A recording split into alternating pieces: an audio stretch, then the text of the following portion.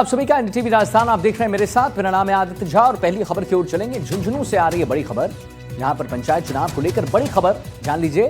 15 अप्रैल तक निकाय और पंचायत चुनाव होंगे। 15 अप्रैल तक बीजेपी प्रदेश अध्यक्ष मदन राठौर का बयान सामने आ गया है। कोर्ट द्वारा तय समय से पहले करवाएंगे चुनाव, ये राठौर साहब का कहना है। कोर्ट ने 15 अप्रैल तक चुनाव करवाने के आदेश दे दिए हैं। बयान के बाद प्रदेश में चुनावी हलचल जो है बढ़ गया है। और आपको एक बार पुनः बता दें कि मदन राठौर साहब ने कहा है कि भाई कोर्ट द्वारा तय समय से पहले हम चुनाव करवाएं।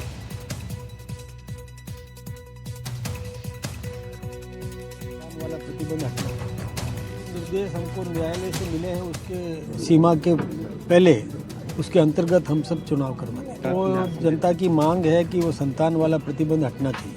जो निर्देश हमको न्यायालय से मिले हैं उसके सीमा के पहले उसके अंतर्गत हम सब चुनाव करवाएं। वो जनता की मांग है कि वो संतान वाला प्रतिबंध हटना चाहिए।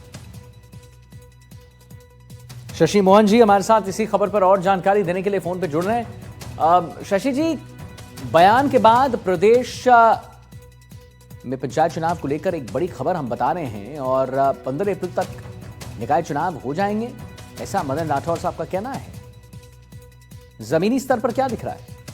आज झुंझुनू के दौरे पर थे और वहां उन्होंने मीडिया से बातचीत में ये बात कही और इस चीज से संकेत साफ हैं कि जो कोर्ट में सरकार ने आश्वासन दिया, कोर्ट में जो भरोसा दिलाया कि चुनाव तय समय में करा लिया जाएंगे, कोर्ट ने 15 अप्रैल की मियाद दी थी और सरकार ने वहां पर हामी भरी थी, कहा था कि बिल्कुल 15 अप्रैल तक चुनाव करा लिए जाएंगे। उस बात पर आज मदन राठौर ने स्वीकारोक्ति भरी मोहर लगाई है। साथ में दो पहलू हैं आज के इस बयान के।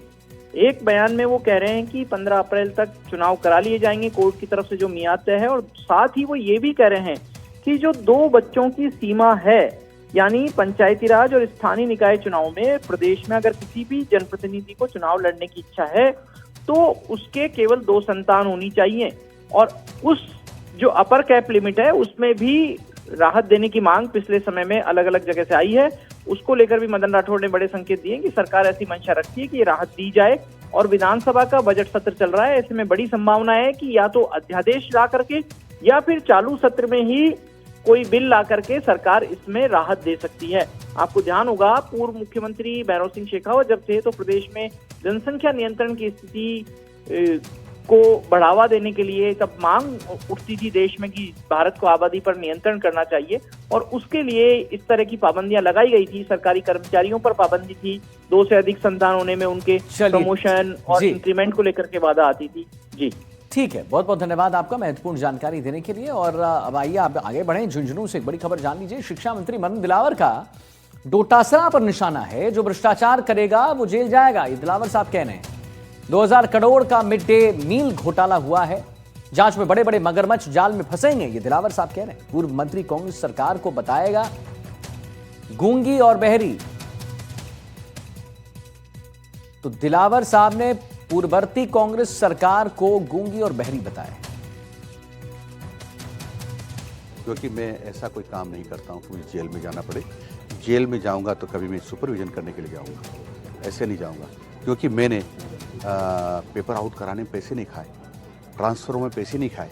उनके मुख्यमंत्री जी ने उनके सामने शिक्षकों से पूछा कि भाई हमारे यहाँ कोई ट्रांसफर में पैसा तो नहीं ले रहे, तो सबने कहा ले रहे हैं। उनके सामने इसका भाव था कि डोटासरा जी भ्रष्ट हैं, हमसे पैसा खा रहे हैं, तो भ्रष्टाचारी जेल जाएंगे ना, वो जाएंगे भ्रष्टाचारी जेल। तो और 2000 करोड़ का घोटाला भी मिड डे मील में है।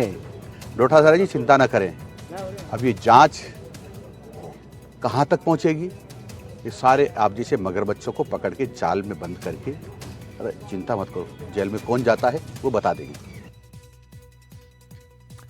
वहीं केंद्रीय बजट 2026 को लेकर कांग्रेस नेता सचिन पायलट का बयान जो है वो सामने आ गया है। पायलट ने केंद्र सरकार को घेरते हुए कहा कि जनता के अहम मुद्दों को हल करने में केंद्र सरकार असमर्थ नजर आ रही। क्या कुछ कहा है, सुनवाते हैं।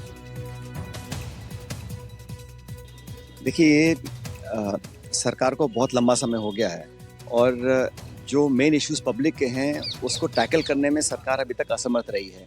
बाकी प्रचार कर इश्तिहार में विज्ञापन छापकर अपनी पीठ थपथपाना अलग बात होती है, लेकिन जो मूलभूत इश्यूज हैं सरकार आज दुनिया भर में जो चुनौती हमारे सामने आ रही है उसका सामना करने के लिए हम लोगों को अपने मध्यम वर्ग का, अपने मेहनतकश लोगों का पूरा ध्यान रखना पड़ेगा।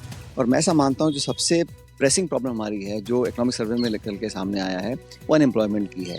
अनएम्प्लॉयमेंट के साथ साथ अंडर एम्प्लॉयमेंट, जो एजुकेटेड यंग लोग हैं, लड़के लड़कियां हैं, शिक्षित हैं, बेरोजगार हैं, उसके लिए कोई सार्थक समाधान सरकार नहीं ढूंढ पा रही है।